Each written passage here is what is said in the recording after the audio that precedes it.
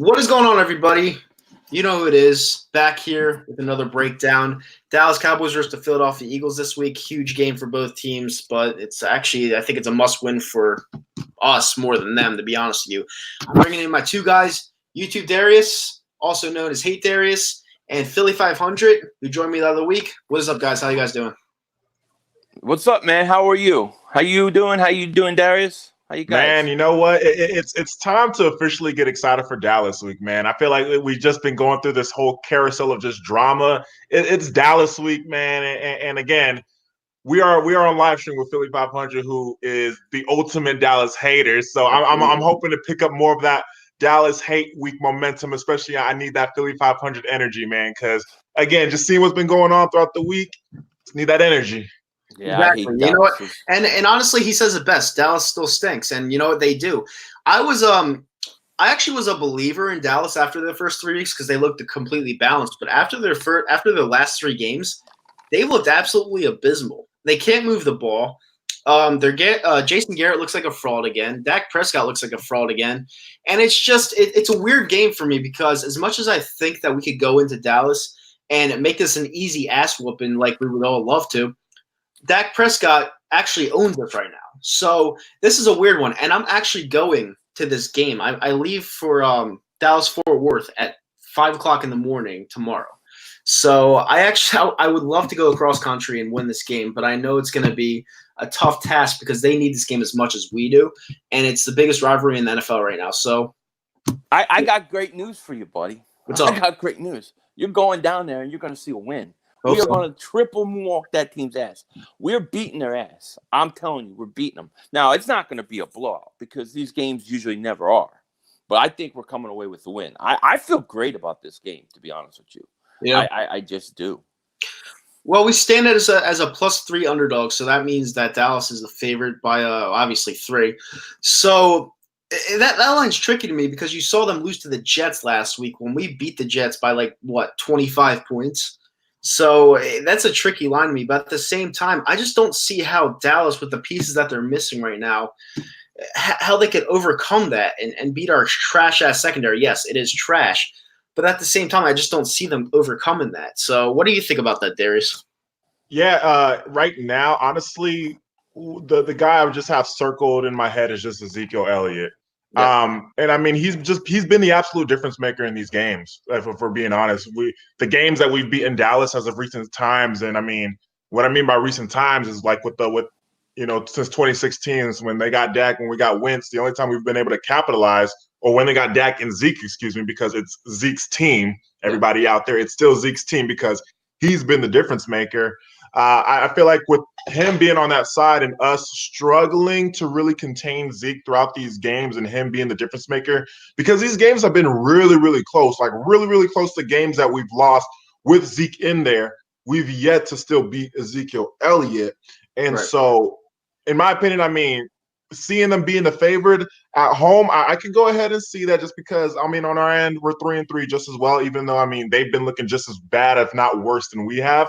But if you're just like pretty much going off of recency bias, these recent matchups, in my opinion, it's not surprising to see that just because from what I've personally have seen the last several years of just seeing the difference maker being Ezekiel Elliott, and he's obviously going to be out there this Sunday. Yeah, 100%. So I do have to ask you guys a question, though, because a report has come out that, again, an unanimous player comes out and criticizes Carson Wentz. And, this is the second time this has happened this year, and it was a source. It was, I think it was Joshua Andrew. It was a woman. I forget the name. I got to look it up. But it was the same exact source that came out at the beginning of the year and says that someone had problems with Carson Wentz in the locker room. Now, is this a big thing or a little thing going into this game? And would you just push it off, or do you think it's going to affect the outcome of the game somehow? I don't think it's going to affect the outcome of the game. I mean, reading the quotes, they don't come out and like they don't kill him. But, there's a lot of implication, a lot of implying that, something's with him. And, I mean, I don't think it's going to interfere with this game because I think he can handle that kind of stuff. But I will say this, though. Most likely this is the same source of last year. This is also probably the source complaining about the Jalen Ramsey thing. And I'm going to say this: if it's Alshon Jeffrey, I have a big talk with him. I don't think it's him. If it's Nelson Aguilar, I cut his ass. I cut his ass right now. I don't think it's Nelson Aguilar, man. I think it's Nelson Aguilar. That's who I think it is. The funny thing is that when Alshon, his interview when he signed with the Eagles, he literally said Carson Wentz is pretty much the main reason why he signed with the Philadelphia Eagles. So it would be really bizarre to see him go from there at that moment when he signed to this moment of now, like pretty much throwing him under the bus and all that kind of stuff. I don't think. I mean, the thing about it. And here's what makes us actually the most impactful fan base in the NFL is because obviously, we're very impactful come social media, YouTube, Twitter, all that. Like we're very engaging when it comes to our Eagles. And I think the media, national media, they thrive off of that. So any type of controversial story that they see on Carson Wentz, especially Carson Wentz, just because it's been really, really emphasized between and especially this week between the whole Dak versus Wentz comparison. So it's always Cowboy fans talking about Dak, and it's always Eagles fans talking about Wentz. And you see this now, how ESPN and FS1 taking over with the whole Skip and Shannon, how they make it into that debate, how they make it into that debate between Wentz and Dak. And so any type of disadvantage towards Dak or disadvantage towards Wentz is going to get a big time reaction. So in reality, though, you look back at Carson Wentz. I mean, look, they've done their evaluating on the dude before the draft. These guys go through psychological and all that kind of test. And I mean, the dude, he blocks. He's human, so stuff is gonna go ahead and get to him. And you can see where he got stressed out last year, where he broke out, and that's just from being hurt again, and then dealing with just not being out there with the team while the team was succeeding. But for the most part, though, that is something that you could understand. But outside, if you're just hearing all this talking commotion and people try to create stories and all that kind of stuff, he's the kind of guy that's going to go ahead and phase that out. So I think that he's going to go out there and just still do what he got to do on Sunday. I don't think it's going to go ahead and affect him at all, really. I'll tell you this, though. The story doesn't make any sense. What they're complaining about is a lot of the opposite things of what they were complaining about last year. Last year was Carson Wentz focuses on Zach Ertz and checks down too much. Mm-hmm. This year, he doesn't check down enough. He has 3 interceptions, 2 of which came in one game, 1 that came in garbage time. So I really wonder about the source. You got guys dropping ball everywhere. Look, you got Alshon Jeffrey he gets pushed out of bounds by the air. Okay, he has 10 catches last week. What does he complain about if it's him? I don't understand it. Yeah, but Philly, think about what you just said. People were complaining that he checked it down way too much to Zach Ertz last year, but not just to Zach Ertz. He focused on Ertz and checked it down too much. Right, he would check it down last year, but how about this year when there's nobody open and he doesn't check it down? This is do you realize he's gone 3-4 games where he didn't throw a pass over 20 yards? Yeah. No, I mean, all he was doing is checking down. Nobody's open and they drop everything. I don't understand. I think sometimes what it is just from what I've seen so far, because even though, and don't get me wrong, when we were winning, when we beat the Packers and when we beat the Jets, and I'm like, this is great, man. We're not turning the ball over. We're keeping the ball safe. We're moving on offense. It's fine. I didn't need to see, too much airing the ball out. The thing about it is that the reason why it still did not look pretty much in sync from what we normally see, when you see, for example, how the Patriots, they don't really throw it downfield. But or Aaron Rodgers, they don't really throw it downfield. Right. They're very efficient with these quick reads. I feel like with the Eagles, what they do is they're still designing plays out there as if Deshaun Jackson's out there. And so I feel like, because this also has to do with play calling too. Yep. Our offense is really designed to, Carson Wentz is a playmaker, so he's going to make a big play happen. So that's how our offense and our offensive scheme is pretty much naturally ran. And I feel like sometimes the dump-offs are just there because it's given to us because we don't really have a deep threat. But I feel like if the Eagles, knowing, the coaching staff, Doug Peterson, Mike Groh, if they know that Deshaun Jackson is not out there, then let's go ahead and actually run an offense that is, people will say the dink and dunk, but I like to say how Rodgers and Brady do it, where it's very efficient, quick reads, you move downfield. We got a great pair of running backs. It looks more organic as opposed to us sort of forcing a check down, because that's what I feel like we're doing, is forcing a check down instead of truly running these, 10-yard routes and stuff like that. I don't know. That's how I feel like I've seen it on TV from my end. But this is the problem I have with all this, all right? Last year, I don't really want to bring it up again because I'm trying to move on from it. I'm trying to move on as a fan of the Philadelphia Eagles. But last year, Nick Foles broke a record for passing yards in a game against the Houston Texans. All right? Guess who we didn't have last year? We didn't have Deshaun Jackson. We didn't have that deep threat. All right? What is so different from last year going into this year to where Wentz cannot move this ball down the field? Now, I'm not going to blame Carson Wentz. I'm not going to blame him. All right? But Doug Peterson, I'm going to go to Doug Peterson right now because, to me, I don't think Doug Peterson can coach Carson Wentz. I really don't. I think he could coach a pocket passer that has no mobility, someone that steps up into the pocket and delivers a throw. I do not think he could coach someone like Carson Wentz that is a dynamic talent and that moves around a lot. I just think he doesn't know how to coach him. I don't think he does. Here's what I'm going to say, though. Okay, this and this is the truth.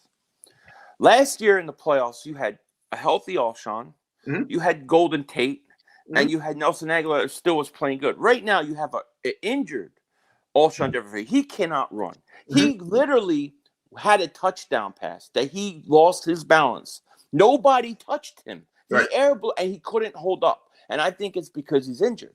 Right. He's hurt. You have Mac Hollins stinks. Arcega-Whiteside stinks. Horrible. Nelson Aguilar forgot how to catch, and he can't play the slot. I go back and watch him in the slot. He never sits down in space where the hole is. He runs through it into coverage. He cannot play the slot. These guys are horrible. And this guy's going out there throwing passes, and these guys drop it. Did you watch Mahomes last week? He throws the bomb. Tyreek Hill goes up between two guys, catch it. Arcega-Whiteside, right out of his hands. I mean, Philly, this is something I wanted to bring up to you personally because I know you love Carson Wentz with a passion, and I just need to see this through. This is something I wanted to bring in. Do you think that these players don't play as hard for Carson Wentz that they did Nick Foles? Well, here's my response to that. I can't. I'm not there. But if that's the case, then that's not a slight on Carson Wentz. That's a slight on the characters of all those players. But I cut them all. But what makes it go to that point to where they don't want to play so hard for him? I don't believe that. I think it looks that way at times because of the one play in Detroit. I think last week when Carson was fighting on the ground, I think that they were more like, let's just get this game over with. But I'm not in the locker room. I don't know for sure. But if that's the case, then what you have to do is what Seattle did. Remember when they were attacking Russell Wilson, some of the players on defense? They cut rid of them. You got rid of them. So whoever has a problem has to go. I don't care if you're Alshon Jeffrey. I don't care if you're Jason. I don't care if you're Ertz. If there's a problem, you got to go. Well, this is the reason why I say the quote came out of Alshon Jeffrey's mouth. All right?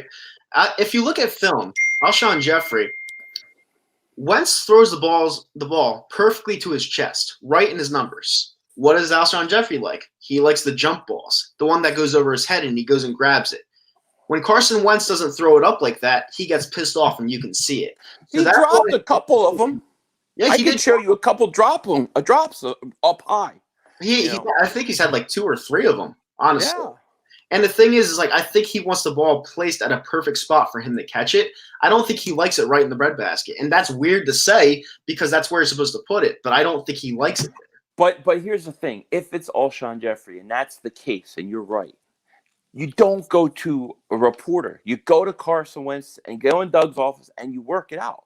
Yeah. You don't go put a report out. Now, I swear I don't think it's Alshon. He had 10 catches last week. He's been getting targets in the red zone. I think the guy's Nelson Aguilar. He's $9 million, last year's contract. He ain't getting crap thrown his way. That's who I think it is. Well, that's another thing I want to bring up. If Nelson Aguilar did say that, you could cut him because I'm honestly done with Nelson Aguilar. I'd cut his ass right now. I'm honestly done with him. But this is what I will say. If someone is wide open on the field, whether it's Matt Collins, Nelson Aguilar, and Wentz doesn't trust throwing their way and he forces it to someone on, that's on Wentz. Wentz has to throw it to the open man. He has to. Yeah. Well, matter what. I think that's a fair criticism because I definitely think he doesn't trust those guys. No, he doesn't. And I don't trust them either. After that, I'm sorry, I'm done with Aguilar. After that Atlanta drop, I'm done. Yep. You could cut him right now for all I care. Get rid of him. Yeah, for me, just going back to like how we see a different team. We saw this team once again catch fire at the end of last year, and I think we could all agree that like last year's team going into the playoffs, even though we were like the hottest team in the league at the time, they're nowhere near as talented as we have this team right now. For crying out loud, Wendell Smallwood was our starting running back going into the playoffs. You know what I mean?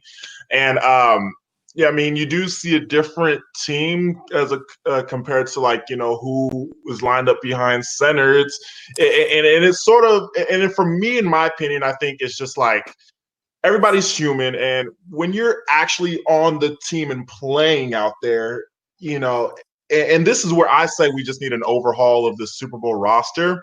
And like I said, I'm going to get to that in a minute. It's just because if these guys show more passion and show more effort. Like literally everybody stepped up. The offensive line started blocking. The receiver started catching passes. Doug Peterson's play calling looked a lot better. The defense, we started seeing interceptions in the secondary. Nobody was really getting burnt like that. Like the whole entire team, even though we were less talented at the end of last year, looked so much better than what we have this year. And if it's because these guys are so, caught up for Nick Foles, I got a damn tattoo of him on my thigh, then they need to go ahead and leave. And we got to bring in guys that's going to play for Carson Wentz, in my opinion. Because at the end of the day, to build your organization, you need to have a great head coach and a great quarterback. We got Carson Wentz through 2024. All these guys, like if there's going to be people that's going to be quickly to throw Carson Wentz under the bus whenever we're not doing well or facing adversity. Like, for example, what we got today now is just, once again, someone is throwing Carson Wentz under the bus. And if that's the case, if they're so quick to turn on Carson Wentz because it's not, we're not winning like how we were with Foles at the end of last year or when we won the Super Bowl, then honestly, like I said, the roster's already getting older as it is. This is pretty much their final hurrah before we're probably going to be like, all right, that's it. Yeah.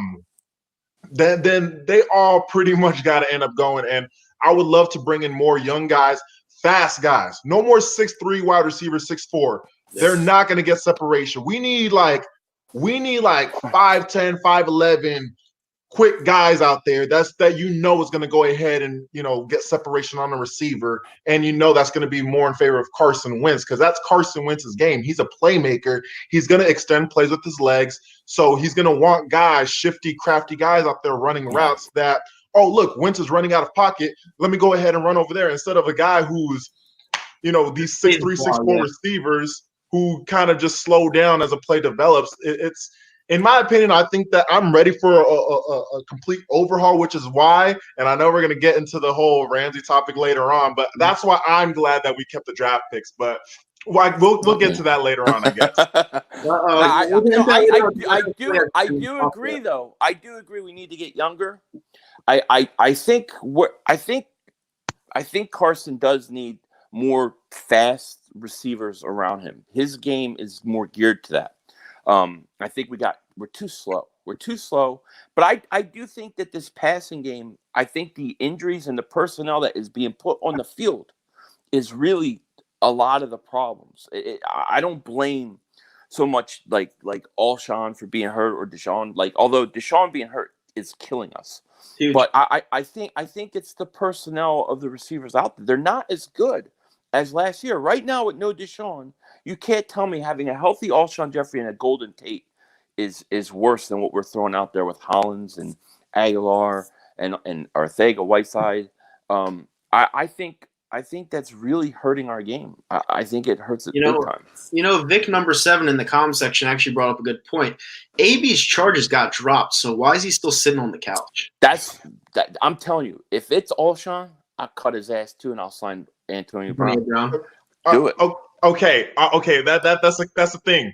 It's just okay. In my opinion, I have the whole conspiracy theory on how Antonio Brown beat the system. He got what he wanted to end up on New England. And so I think that this whole sex allegations was just like an inside job to be like, nah, he cannot win. We got to do something. And then obviously that allegation was brought up once he got to New England, scored a touchdown, was, about to go ahead and thrive with them. Then they release him. Now he's pretty much being, shipped away from the league. But just a coincidence that was just dropped. And at that point, if the allegations are dropped, now at this point in time, he's humbled. I know people are going to be like, no, he's going to be canceled. No. He's humbled. He's missing out on money.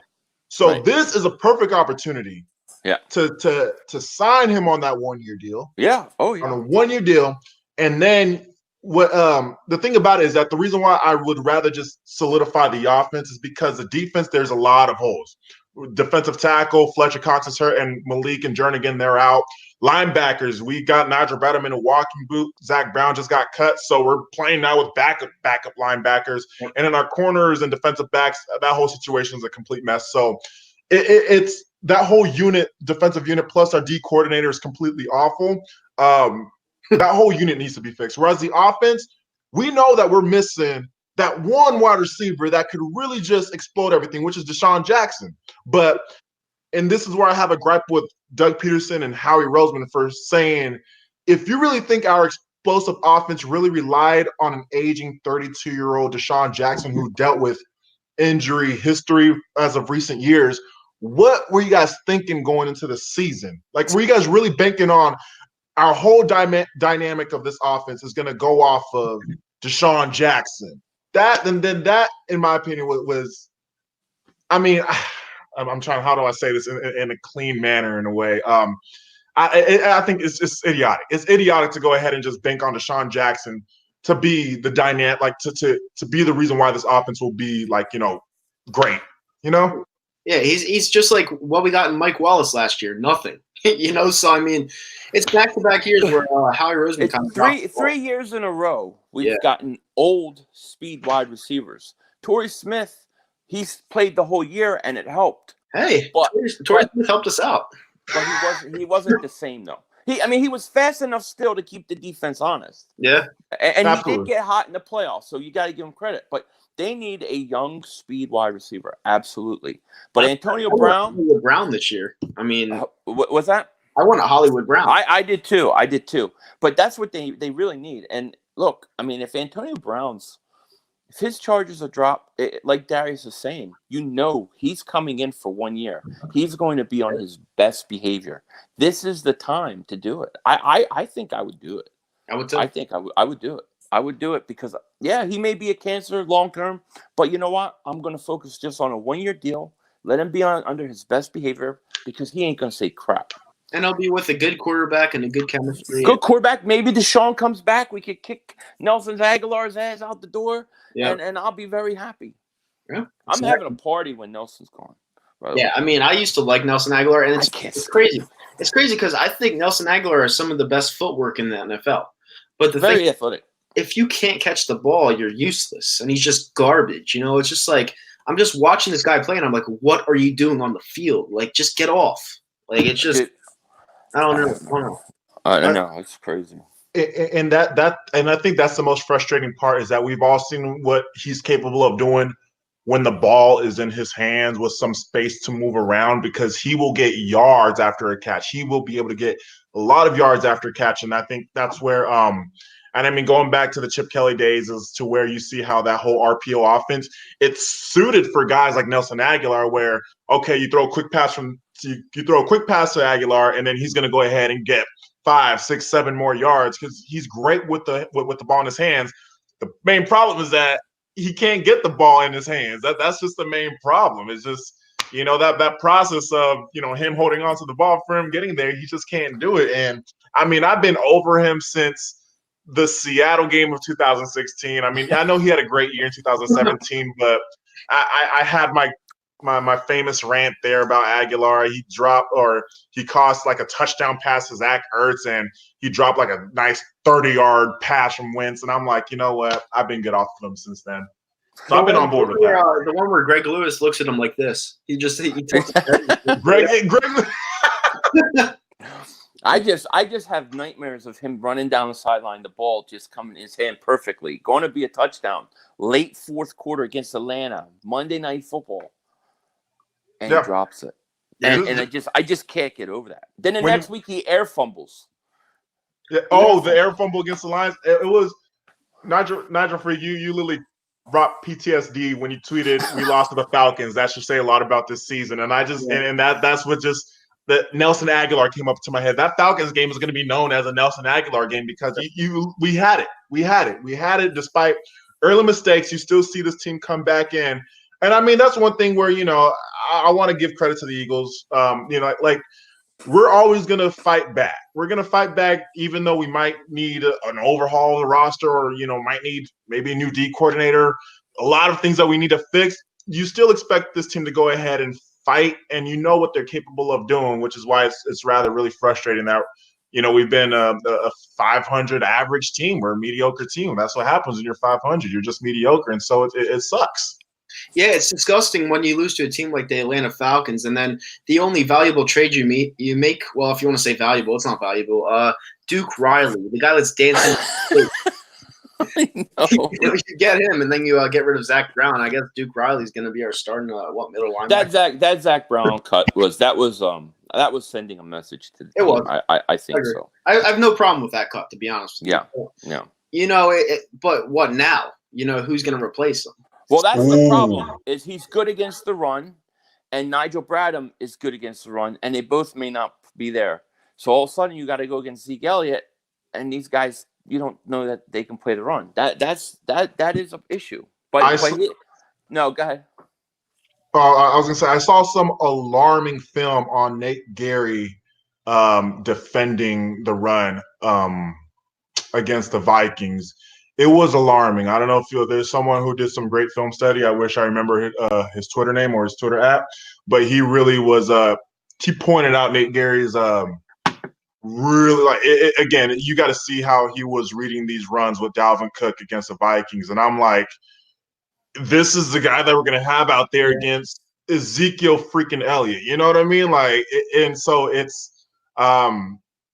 I just got to see how this team is going to go ahead and respond. I know the Cowboys, they're going to be well aware that they're going to try to attack us up front. Cowboys are going to go ahead and try to do what they do best, which is run Ezekiel Elliott because, the interior D-line is in shambles. And like I said, God bless Fletcher Cox, but he had ankle surgery. He's not healthy out there. He is not. And then the absence of Malik Jackson, Jernigan, that's going to take effect. And then now our linebackers. None of our starting linebackers are there. So, like you said, man, facing Ezekiel Elliott this week, that's really just that front seven versus Zeke is just going to be what's circled right there. It's going to be rough. Yeah. The thing is that the Dallas Cowboys have some misses too. Lael Collins, Tyron Jones, I think it is. I'm missing his name. I think it's Tyron Smith, right? Smith. Tyron Smith, whatever. Tyron Smith, Lael Collins. You're missing Amari Cooper potentially. So they're going to rely on Gallup a lot that game and Jason Witten. And let me tell you, Gallup's good. He's fast. He could beat you bad. Jalen Mills. No Roswell Douglas on him. Yeah. Yeah. I mean, honestly, I could honestly see this game. I could see it be a bit ugly in a way, just because both teams are banged up, and it's they as much as our offense, we have our moments.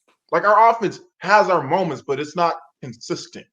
We want to see us come out the game just firing on all cylinders, and then I think at this point we kind of accept what our defense is. The defense is just going to be bad. It's going to be garbage, but. Credit to the defense, though, because the one thing that they do good is force Dak to turn the ball over. That's actually one thing that we've been doing really, really good in recent years. Dak Prescott, I think he's averaging more 2 turnovers a game versus the Eagles. And so if we're able to go ahead and jump on that early, hopefully our offense can capitalize off that. Yeah, 100%. Do you know who our biggest – You know what's crazy? You guys probably think it's gonna be a low scoring game. I think this game is gonna be in the 30s. I think I can see that. Everyone's expecting Dallas to shut down Wentz, and then the Eagles get blown out, I think it's going to go tack for tack, toe for toe. I think it's going to be one of those games where you have a 24 game in the fourth quarter, and then someone goes down and score a touchdown, 31-24, and then Wentz comes right back, ties it up, goes to overtime, and someone loses, obviously, in overtime. That's what I just see. Could be. Do you know our biggest deep threat on offense right now is Miles Sanders? Yeah, he's been – I honestly think he's been pretty decent. I'm not going to lie. I like him. I like the kid. Yeah. But you think okay. In my opinion, I mean, I feel like our best weapons is we don't have no outside weapons. Like, Alshon can only, get so far up the field. You know what I mean? He's a great possession receiver, and that's just about it. And then there's no Deshaun to really burn up the top. So we really have to go ahead and rely between our two tight ends with Dallas Goedert, Zach Ertz. In my opinion, I honestly think that we should honestly keep a defense honest and have Howard and Sanders on both sides of Wentz. And that swing pass with Sanders, the little swing route that we do, that's so deadly that can go ahead and keep a linebacker on him. And then there's times where, take advantage of that, have distracted the linebacker, then hand it off to Jordan Howard up the middle. I think Dallas against the run, if you see what Aaron Jones did to them, it's really vulnerable up the middle, and especially now that Tyrone Crawford is out. Leighton Vander Esch, he's been having sort of a down year for them as well.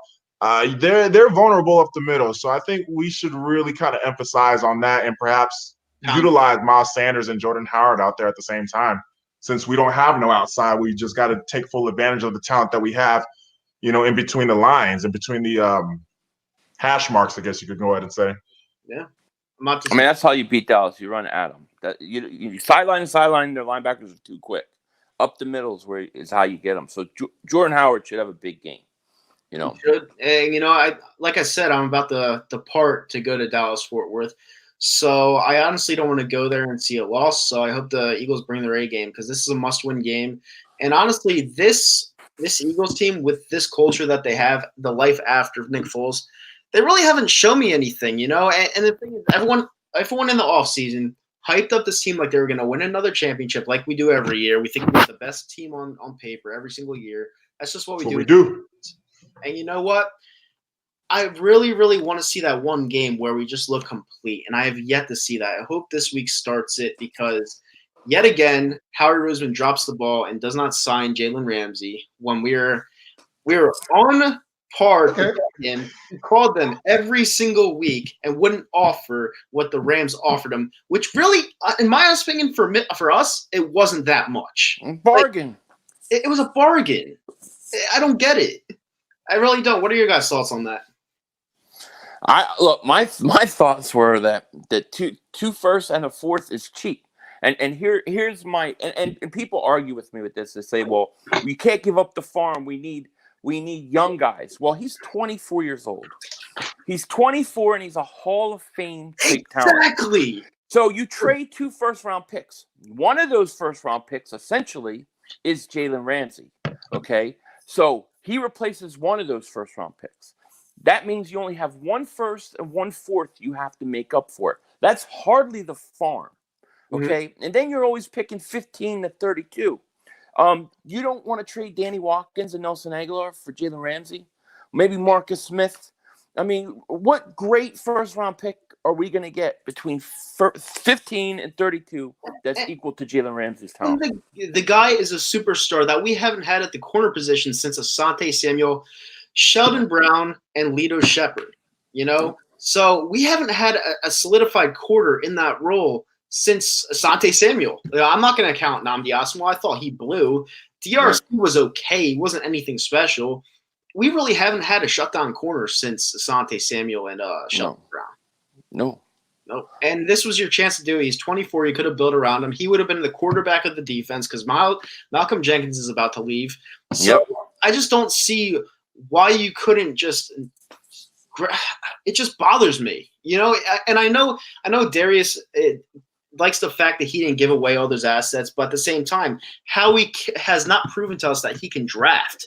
And that's the thing. Like, why don't you just trade away someone Why don't you trade away your assets for a proven commodity that could help this team out, not only now but for the future? And I don't get what's in Howie Roseman's brain, because he knows he can't draft. He knows he sucks, and he knows he got demoted for Chip Kelly. So I just don't understand his mindset. I don't. He's so fucking stupid. Like I don't like Howie Roseman. Okay. All right. So, like obviously for me, I would have enjoyed Jalen Ramsey, but knowing the draft compensation I would have given up, that's where it had me pull back, just because I've realized the realization of this team. And I think honestly it starts from the head honchos, and that's Jim Shorts. Because Howie Roseman, he's done everything that he can to go ahead and add on to this secondary. He's done everything he can. He's, tried to trade for Ronald Darby, drafted Sidney Jones, knowing that he had great talent. And I mean, that was a gamble. Unfortunately, Sidney, he just doesn't have his legs anymore. But that was a gamble. Rasul Douglas, Avonte Maddox, Jalen Mills. He's brought numerous amount of young guys into this organization to try to do something for it. And it's just coming to the point where it's just like, what are they walking into? What are we telling them to go ahead and do? These are young guys. They you see you see how much scheme matters on, like, no one knew where Richard Sherman came from. Obviously was a 6th round pick from Stanford, or like at the time when Brian Maxwell was a baller, or Cam Chancellor. Like, you knew of Earl Thomas, but it's just like, we got that obviously sort of close with that with Malcolm Jenkins. He's a top safety. So what is affecting that right now? And you look now at Jim Shorts, and it's throughout history. It's throughout history since, I don't know, he started, running defenses, becoming a head coach. He's never had a good pass defense, except for that 1 year in Buffalo. 1 year in Buffalo, he had a good pass defense, but overall, he's never had a good pass defense. In my opinion, I think that if we would have done that for Jalen Ramsey, we now would have been setting him up for failure, because we've been trying to go ahead and attack these all-star free agents with Nnamdi Asomugha, walked into a bad situation. DRC wasn't much. Byron Maxwell wasn't much as well. So it became very, for me, and I mean, I know Jim Shorts wasn't there during that time, but to go ahead and still see that now, and even worse than it was at that time, I just think that it really belongs to the head honchos. And now seeing us looking now we're older, and that whole 2017 season, a lot of the players on there, looks like we got the most we can from those guys, and they're probably going to ride out as much as we can towards the end of the season. Like, you're kind of preparing, all right, we got to get younger, and no better than having, 1st round picks. And Howie Roseman, yeah, he's been having some questionable draft picks, but you gotta give credit where credit's due. He's the one that got Carson Wentz. You look at our offensive linemen, Andre Dillard, Big V's a great depth guy.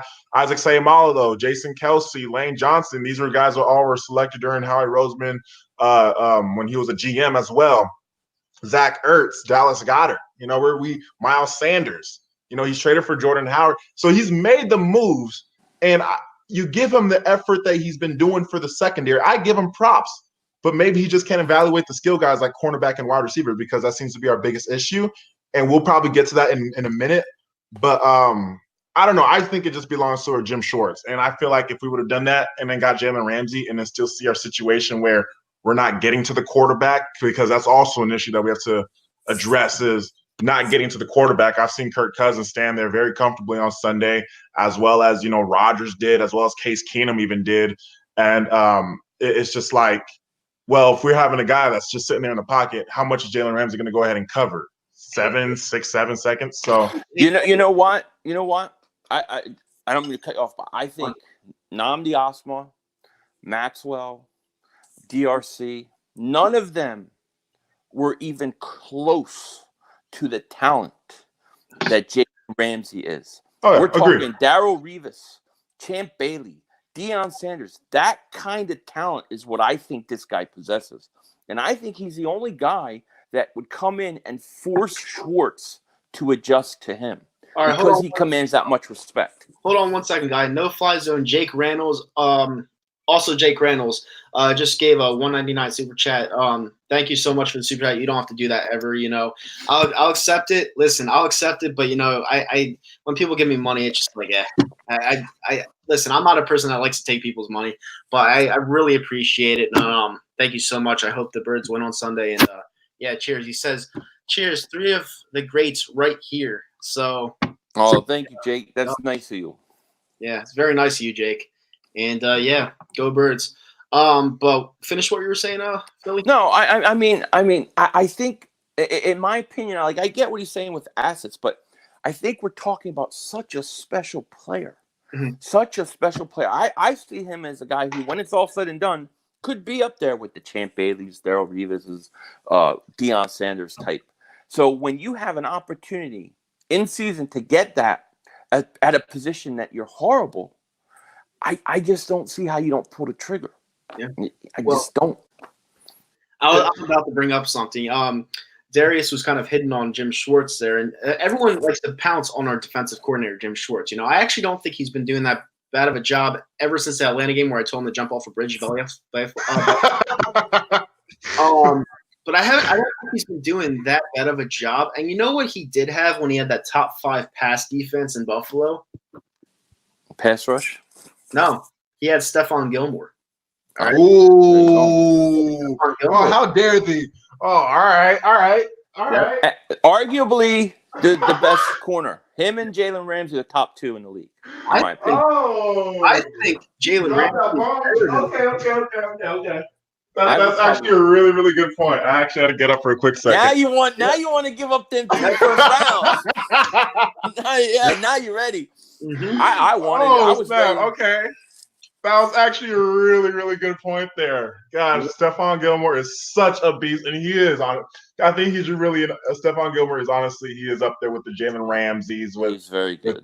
Yeah. Wow. Damn. I mean, touche. So so then what? This goes back to Howie. Are we really just drafting and trading for bad corners? Then, like, yeah. if that is. I don't think that. I think it's both. Like I think it's a combination of both. I don't think it's just the corners are bad. I think some of the scheme sucks because I don't like his scheme, and I think some of it is the corners. Like to play like Rasul Douglas and last week Sidney Jones they play one side, right? So what does Minnesota do? They say we're going to move Stephon Diggs and let Rasul Douglas cover him. Right. Knowing that he can't handle speed. And what does Jim Schwartz do? He leaves Rasul Douglas on him. It's totally stupid. Then you'll see plays, though, where it is the defense's fault. Like in the Green Bay game, Devontae Adams, 5-yard pass. Nobody could tackle. Nobody could take angles. And it's like 40, 50 yards. You know how many 5-yard passes against the Eagles have gone for 30, 40 yards because these guys are nowhere to be found? But you had the opportunity to add a stud shutdown corner at that position, help Jim Schwartz out with his defense because he's proven that he had it before with Stephon Gilmore, and you still won't do it. This is the problem at the GM position. That's you can go get Chris Harris, Xavier Howard. You could get these guys that are out there, and he's not doing anything. And people want to praise the guy for winning the Super Bowl when, in fact, I know it was Joe Douglas. Because he's gone, and he actually when he left, the last person he got was Andre Dillard, who looks. Who knows what he looks like right now. I liked this draft. Well, I didn't. Dorthega Weiss, I had hope going into preseason, but now I'm thinking like my initial reaction of that pick before was that they should have took Metcalf. He was sitting right there. I wanted Metcalf at the Miles Sanders spot. Yeah, I wanted Metcalf. I was calling. During the live stream, it's like it's going to be Metcalf. They're taking a wide receiver. It's going to be Metcalf. That's who I thought they were taking. He's doing really good in Seattle. He looks good, and you know really how much he would help us right now. And that's a good point because like this is where, and I guess you could say this is where I became really really critical during like with Nelson Aguilar as well because remember that like that time period of the 2014-2015 wide receiver draft class where. These rookie wide receivers, they were just coming in and they were just going. They were already making immediate impacts. They were being big-time names already between that 2014-2015 first round, these high picks at wide receivers. And, of course, we get Nelson Aguilar who's just never been able to go ahead and overcome that hump, who had a quick flash in 2017, but then other than that, just been pretty much mediocre to, pretty much becoming a bust.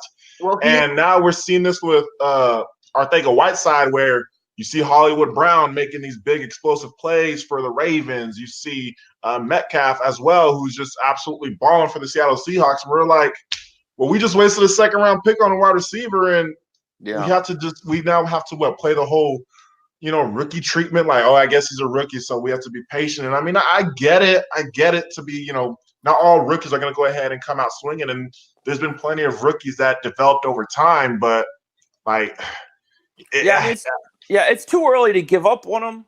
Yeah, but with like Nelson Aguilar, I mean that was a Chip Kelly pick. Jordan Matthews and Nelson Aguilar were Chip Kelly picks, and I just didn't understand. Like I was shocked that they brought Aguilar back at $9 million.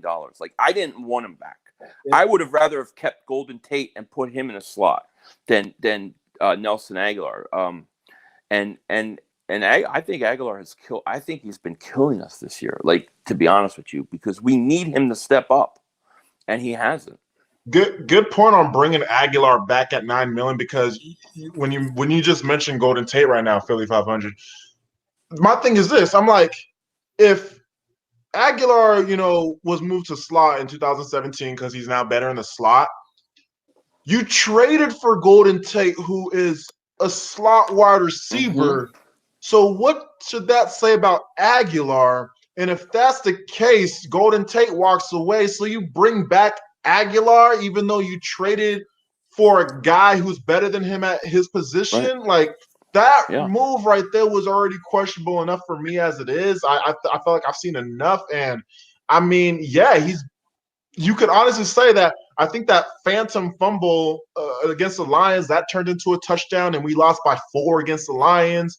Or less than that, whatever. We lost within a touchdown. And then obviously the drop touchdown against the Falcons, honestly, like literally his mistakes, it's 2 wins. That's 2 wins right there. Right. And we might be having a whole different conversation right now talking about we're just going to run away with the division if we win on Sunday. But now it's just like we went on Sunday. And don't get me wrong, like it is a big-time game, but it's just like, all right, like, what are we still made out of? Do we just take advantage of a Dallas team that's going through it right now? And I think, in my opinion, here's the reason why I think that we could go ahead and pull away against Dallas, just because they're ready to get rid of Garrett. Every time Dallas loses, they're just now talking about Jason Garrett being done, Jason Garrett being done, and you could just see it's just starting to pile up. And it reminds me towards the end of the Andy Reid era, when we were now losing towards the back end of his career, and we're just like. I remember we went one and done in 2009, one and done in 2010, didn't make the playoffs in 2012. So when 2011, excuse me, and then when 2012 came around, them games that we started losing, you're just now, all right, like that needs to go. And you see Cowboy fans, the national media, they're jumping on it. So in my opinion, I think that this is actually like, if we could capitalize off that, and I think that I have a feeling that might be the mood down in Dallas. I hope that, we could just capitalize off Sunday and take advantage of that. But I still won't necessarily know what this team will be made out of, even though we just took advantage of a mess down in Dallas, Right. And the point I want to make is that, to me, this is not only a big game for us, but well, actually, no, it's only a big game for us, because if we win this game or lose this game, we go up to Buffalo and we play a really tough Buffalo Bills team. All right, and it's out of conference. I understand that, and a lot of people say that Josh Allen isn't that great of a quarterback. But let me tell you something: Josh Allen could throw the ball 70 yards and more. Yeah. Like, he has a cannon. All right, and with our secondary, who can't cover a nosebleed, he would torch us the whole day. Right, absolutely torch us the whole day. And you know what? Especially if you give him time, forget about it. Any quarterback that is given time will torch the secondary. I don't care if it's you. I don't care if it's Philly.500. I'll eat them up. The only QB that couldn't do it, the only QB that couldn't do it was Luke Falk, because number 1, he got no time, and number 2, he absolutely sucks. All right, so it's just one of those stretches to where we have to at least end this road trip with 2 wins. I think we have to end it with 2 wins. We have to. Yeah, okay. I think we need to win the next 3 games. To be honest with you, I think we have to. When's our bye week? Is it after Chicago? After Chicago. Okay, how about this? Because in my opinion, I think I think the defense is going to catch a break these next 3 weeks. Right. Because look at the talent that they're playing at quarterback in particular. They're sort of in the back end of the league when it comes to arm talent. However, I mean, what does concern me is that we tend to go ahead and struggle with quarterbacks with mobility, quarterbacks that could extend plays like Russell Wilson, Aaron Rodgers, those kind of guys, and even Dak Prescott to a certain extent. Whenever they can go ahead and move around the pocket and escape, we tend to go ahead and just leave wide open guys. But I mean, we'll get to that. We'll get to that in those times. However, overall, though, you're really not scared of Dak Prescott. You're really not scared of Josh Allen, and Mitch Trubisky probably will be back by that time. If not, Chase Daniel. Either way, you're not scared of any of those Bears quarterback. So let's say this. Let's say Eagles go 2-1, 6 they go 2-1. So they're either what is it? They'll be 5-4. Mm-hmm. Yeah, they'll be either 5-4 or 6-3 going into the bye. Right. When's the deadline? Because you think that during that bye week there'll be another 29th. Deadline move. Yeah, it's near Halloween. 29th is it? So two more games. Oh, and two more games. So after Buffalo game is the deadline. Okay, so because I honestly think we can go ahead and pull off perhaps 2 to 3 game winning streak. I remember I saw you making a video earlier about that Philly.500. We were just talking about that right now, Nitro Freak. Yeah. I honestly do believe that we can go ahead and get a little stretch just because our defense should catch a break by not playing a quarterback with a scary arm, and our offense, they do good enough to still keep us in games. So I think that we're going to be able to go ahead and come out on top in this stretch. So then we win these next 2 games. We're a 5-3 team. Do we make that? Do we make a move? Do we make that move? Yeah, I think you have to make a move. I mean, I think you have to go offensive. I mean, right now you go wide receiver. You know what? This is the way I see it. All right, if he wouldn't give up 2 first-round picks in the 4th for a generational talent like Jalen Ramsey, what makes you think he's going to give up some of his assets for a lesser player? Because they're cheaper. But will they be? All right. Because Chris Harris. All right. In my opinion, he's a really good cornerback. All right. He is. The Denver Broncos, they're looking for assets right now because they're not really a good football team. But you got to remember, he's in the last year of his contract. No, I know. So he won't. But people are going to be desperate because they're trying to make a run, and then they look to the crap-ass Philadelphia Eagles secondary. They're like, "Oh, what can we fleece from this team?" I don't think Eagles are trading for a corner. I don't think they're going. I think they're going wide receiver. We need a corner desperate. I don't think they're going to get one. I think they're going to because like you said, the corner, the back, the move was Jalen Ramsey, and if you're not going to do that, it's hard for me to believe they'll get Xavier Howard. Because he would be expensive. He's 26 years old. Chris Harris Jr. maybe because he's cheap. Patrick Peterson, they're saying they're not trading him. I think the only thing the Eagles can do is get their offense set so they can score 35 points a game. So I think you're going to see this team go out and get a wide receiver again for a 3rd or 4th pick, maybe a Devontae Parker, Emmanuel Sanders. I think that's what's going to happen. That's my prediction. From what I see, or from what I feel like, from what I see this team can go ahead and do, is either get a true pass rusher, or someone. Honestly, I'm gonna go a little bit off the rails here, and I'm gonna say like a Marquise Goodwin. Okay. He's a great young speed talent that the Niners barely even acknowledge, and I mean, I can see where you could go ahead and take advantage of a situation where Marquise Goodwin, who would thrive in this offense just because our offense solely relies on speed, on having that young talent. So not only we'll be able to go ahead and get someone like a Marquise Goodwin that will be able to impact this offense now with his speed, but we're able to go ahead and find that Deshaun Jackson replacement whenever Jackson's time is done as well. And I think it'll be a lot more cheaper.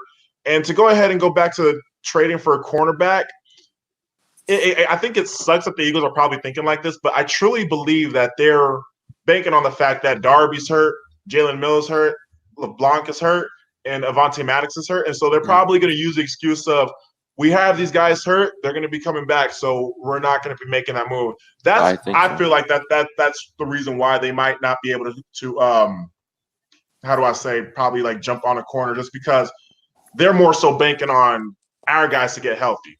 Right. I agree. What about the kid from Jacksonville? I forget his name. Westbrook? No, the defensive end, the pass rusher. forget his name. What's his name? Oh, it's slipping my mind. Mine too. They Kid's call him really out good. every single play. Kid's really, really good. And he's in the last year of his contract. Let me Held look. out. He held out. They didn't give him an extension, and they may look to deal him now. From Jacksonville? Yeah. From I Jacksonville. can't remember his name. I remember God, Dante it's Fowler, but he got traded to no. the Rams. No, this kid's good. Is it Calais Campbell? No. No. God, it's slipping my name. I always know his name. It's what's his name? I think it begins with an O. Begins with an O. Oh. Last name. God, what's his name? Not It's slipping. That's not an O. Last name O, I think. Last name. Oh, okay. Hold on 1 second. Like what the hell? It's on the tip of my tongue, but I can't remember. Damn it. I want to say Emmanuel Ogba. Oh. Nothing's coming up. It's weird. I don't have my computer near me. Hey, does it start with an N? Pronounce the name and I'll tell you. Yannick Nakota. Yep, that's it. All right, cool. Thanks, chat. Yeah. Thanks, people in the comment section. Yeah, they know. Oh, wow. Yeah, they were on it. My fault. Yeah, thanks, guys. Yep. Yeah, that he could be a possibility. He's a good pass rusher, too. I would love that move. Yep. But, So with us, I mean, in my opinion, I think, we saw even in 2017, even in 2017, we had the best defensive line in the NFL, but we still saw our secondary being a burn unit with, Eli Manning having career games in both games we played against the Giants. We know about the Brady 500 yards in the Super Bowl. Russell Wilson tore us apart. Jared Goff tore us apart as well. So even then, at that time with our Super Bowl team, we still had that kind of secondary. I honestly feel like what makes up for it, or what could make up for it, or what they feel like the philosophy is, just we have to apply more pressure on the quarterback just so we can go ahead and make it easier for our secondary, or force more turnovers, or quarterbacks to go ahead and throw more ducks up in the air so we can go ahead and come down with it. So that's why I feel like that we would be in favor of trading for a pass rush. Right. yeah, I'm all for. I agree. I mean, it's a shame, dude, because I think they missed out on Clowney for what was given up by Seattle to get Jadeveon Clowney. Yeah, how much? Or what was it? What was it? It was like a third-round pick and a couple of throw-in players. Was it Barcavius Mingo? Yeah, and like a third-round pick. It was not a lot at all. Wasn't much. We could easily trade a Zach Brown for him. Yeah. I just. Yeah, I don't know. I think maybe Howie Roseman just doesn't see anything out there worth trading for. I don't know. Yeah. I really think he'll do something though. I do. So do you think that the whole Marcus Peters trade going to the Ravens defense, because the Ravens, their defense, it's actually haven't really been living up to par, just because I remember Ravens, they kind of the Cleveland Browns, they shredded that defense, as well as Patrick Mahomes, what they did. Yep. But to see a team like the Baltimore Ravens, who actually really they actually take pride in defense, and for the most part, they're actually a good defensive team. We saw last year that's what helped rookie Lamar Jackson and then make the playoffs.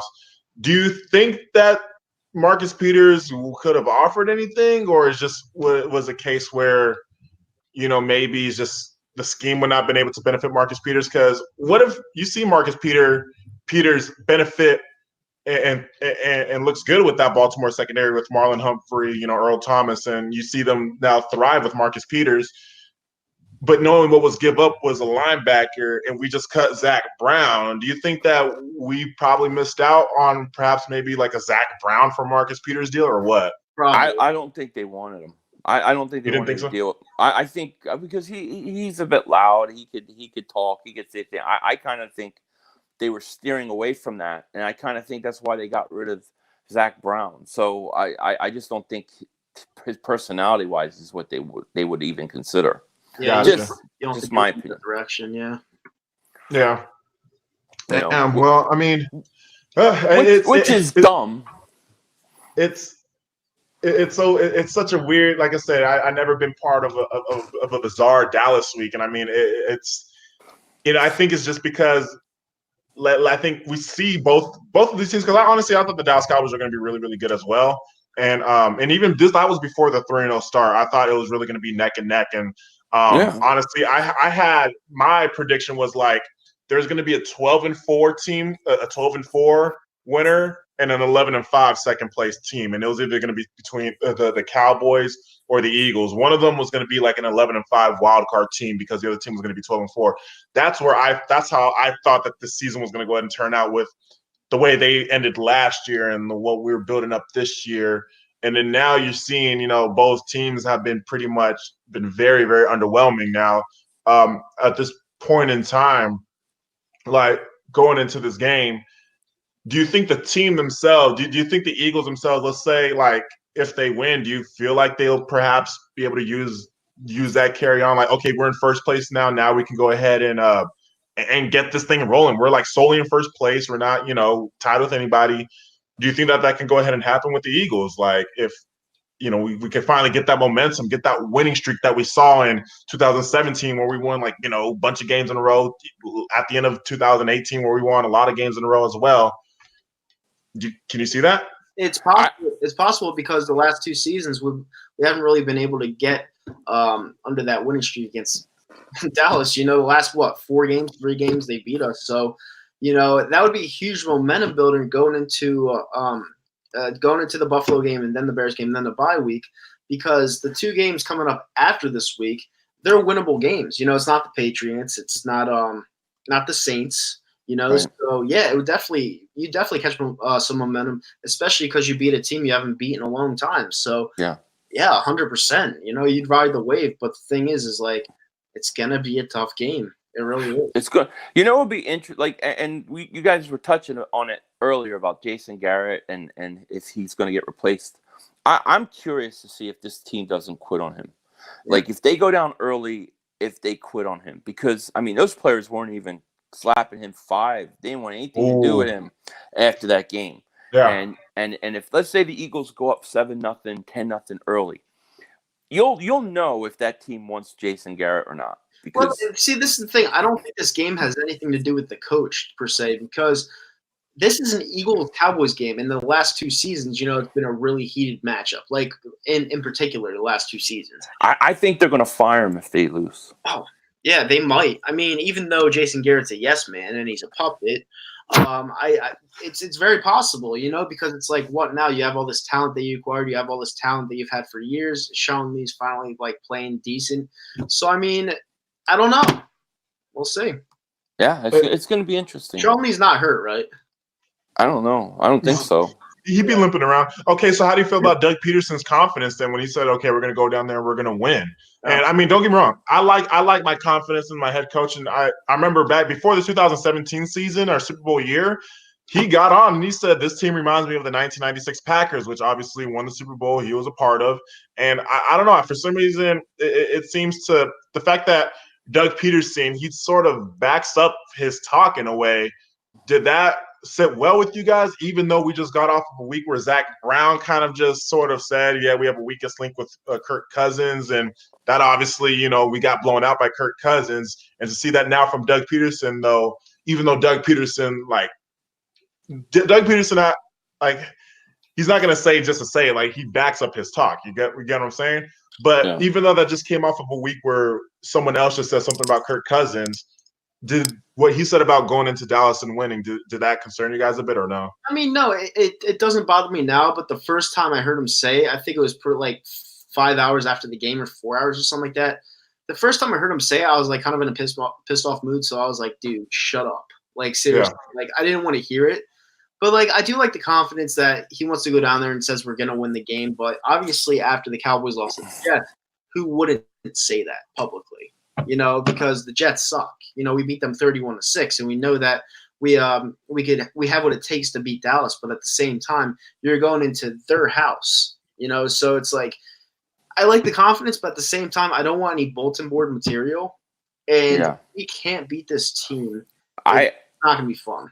I think it was all planned. I think it was on purpose. Yeah, because I think that in the Minnesota game, I didn't like what I saw from a lot of the players. I thought they quit. I thought they just wanted to go home. I thought the attitude sucked. Then they cut Zach Brown, and I believe that was to send a message because it's come out now that he wasn't buying into what they do. So I think they slap that team hard. You cut Zach Brown, you send a message, but then you give your team confidence that you still believe in them by going public and saying it. I think it's all connected, personally, and I think he did it on purpose, not to have bulletin board material, but to kind of like slap your team, send a message, but also let them know you believe in them. And I think it was on purpose. Yeah. Well, I guess we'll see what happens down in Dallas. Like I said, I'm going to this game. I don't want to go out of it pissed off because those fans are really annoying. I'm kind of regretting the decision, but at the same time, I hope to have a good time. But it's been a pleasure to be on with you guys. Well, thanks for having us on. It was fun, man. It was a blast. And I hope you have a great time there. Yeah, I got to finish packing.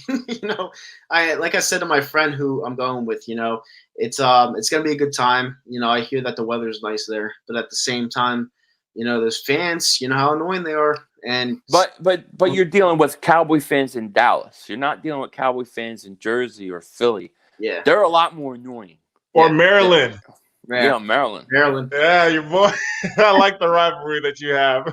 Yeah. I think everybody's waiting for the Mark Holmes Philly.500 rivalry week. Oh God, yeah, he's gonna get it. He's getting it. Yeah, man. No, it was pretty fun. I mean, I think it's good. It's gonna happen. You're gonna probably start seeing the shift in the fan base where we were able to vent out what we need to vent out about, the frustrations about this week and maybe not capitalizing on some moves and how the team has been looking. And, now we got these, people being unhappy about Carson Wentz and all that. But I think, reality is going to kick in. We know what this week is about. We know, like, as an Eagles fan, Dallas week is, it's up there when it comes to, Christmas, Thanksgiving week and all that kind of stuff. Like I put this up there, like me and my family, like, it's funny, like once we lost, and then we're just after that Jets game, we're like, all right, well, it's Dallas week, like, and that's gonna happen. I think the energy is gonna start building up. Nitro Freak, for you as well, man. Safe travels, and you're gonna be going there with Scotty and Rob, right? Scotty and Rob, yeah, we're leaving. Well, I'm leaving my house at 2 a.m. Okay. Get to the airport by 4, and then we're taking a flight from 5, and we'll land in Dallas at their time 7. So, it's going to be a fun trip. I can't wait. I'll be there for 3 days. Hopefully we get a win. And, We're going to. We're winning. I think we're going to. We're winning. Yeah. And again, there's one thing about this team where you've been seeing out throughout recent years. And even during this season, sometimes, we've literally faced adversity in every single game except for the Jets game that we've been in by being down by 10. And I hope I'm honestly annoyed by being down by 10 in order for us to start playing football. That's something that just needs to stop as the slow starts and, always being down by 10. But at least you see from that team on how they respond whenever they face adversity. And even prime example is going into undefeated Green Bay and you're facing a 1-3 start. You saw the fight in this team. So yes, we may be lacking talent. We may be lacking some injuries and all that kind of stuff. Our scheme, our play calling might not be up to par, but I think you're still knowing, okay, this team, they're not going to fold. They're gonna still put up a fight, and that's where I'm very confident coming into Dallas. Yeah, let's get it. Oh, and I don't know if someone is trolling in the comment section or not, but it just says Mahomes just broke his leg. Holy shit! No, I got a text message right now. Hold on, I'm watching the game. Unless I missed it. Yeah, I'm about to rewind it right now because I just got a text message right now saying that Mahomes, dude, is he on the Madden cover this year or no? Yeah. Yeah. Oh, he did go down. Let me see. Was that a quarterback sneak too? They quarterback sneaked on 4th and 1, and he's down. Hold on. Yeah. I don't know that he broke his leg. I mean, I don't know how you can know that at this point. But he is on a quarterback sneak. Oh, dude, they got up immediately. Wow. Oh wow. Man. That's detrimental. That Madden curse, dude. Yep. Yeah, you keep Carson off that crap. Yep. You keep him off that crap. Put Dak on that crap. I hate the Cowboys. I Dude. don't think he'll ever get on. No, he ain't good enough. No. I'll tell you one thing. The one thing that concerns me, we didn't really mention. I want to mention before we he's walking off, but is Amari Cooper plays? I think changes a lot of things in this game. It could. You know, and that could be the thing. Yeah. Definitely. Oh, absolutely. Yeah, that's one thing. That I just forgot to point out. It's just like because Amari Cooper's impact, it definitely was a difference maker for Dallas last year, where we saw their offense was at a halt. Yeah. 500. And what you pointed out. No, if Amari Cooper cannot go. I mean, I think Michael Gallup will still get his numbers, but it's not going to be as crazy or as intense as what Amari Cooper did to our secondary last year, especially that second Dallas game where he went crazy. And again, we need to go ahead and just capitalize off of like our edge rushers now. If there's no Tyron Smith or Lyle Collins, then this should be Jets week part 2 for Dak Prescott, because Jets they beat him up. And Brandon Graham, Barnett, Josh Sweat, Vinny Curry, they got to go ahead and punish those backup tackles if we're not getting Tyron Smith or Lyle Collins. They need to. That's that part. I agree 1,000%. But with that being said, fly Eagles fly. You know, I got a score of. All right, I'm going to stick to my guns. I'm going to say 33-30 Eagles. Woo! High scoring game. Okay. I'm gonna go with 24. I'm gonna go with 24-20 Eagles. 24-20. All right. Yeah. 28-13 Eagles. All right. I like it. Stress-free for me. I think they quit on. I think they quit on Jason Garrett. Right. That would show a lot. Then that'll be the case, and then that'll be even better. I would love to go ahead and come on here and see Cowboy. And I just wanted to say it because it pisses Cowboys fans off. I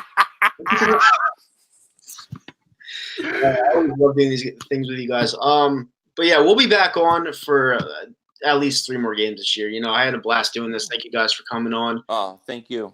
And hopefully you guys enjoy the game. You know, hopefully it isn't a dagger in our fucking hearts. You know, so not this time. Fly Eagles fly. Fuck Dallas. And yeah, let's go. Let's do it. All right, guys. Thank you. See y'all later. Peace. Thank you. all right, Hey, see man. you guys.